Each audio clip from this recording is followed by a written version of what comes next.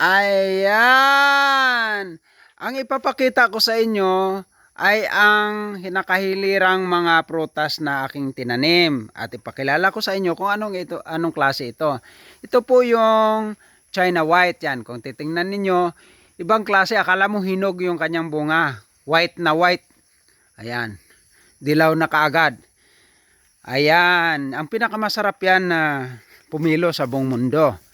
At ang susunod dito ay yung Thailand Red. Ayan, tingnan nyo yung kanyang bunga.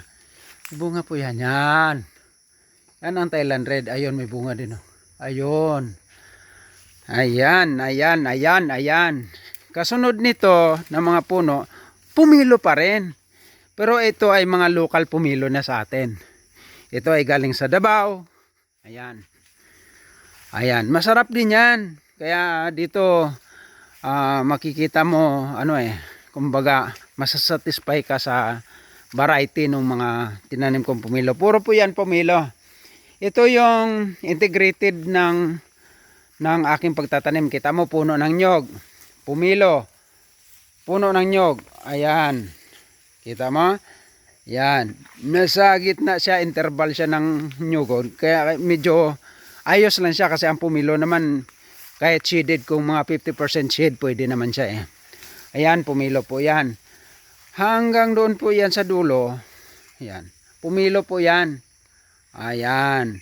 At ang nakikita po ninyo, yan, interval niya, pumilo at saka yung nyog. At saka yung dito na linya. Paano ko sa inyo? Ito po yung linya na ito. Yan. Across ito kasi ito pumilo yan eh. Ang across niya sa nyog, ang interval din ng nyog, yan, tuloy-tuloy yan.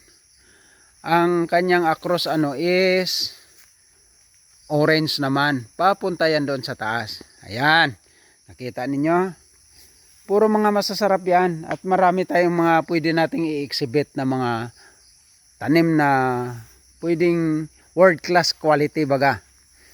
Ayan, ayan, nakita po ninyo.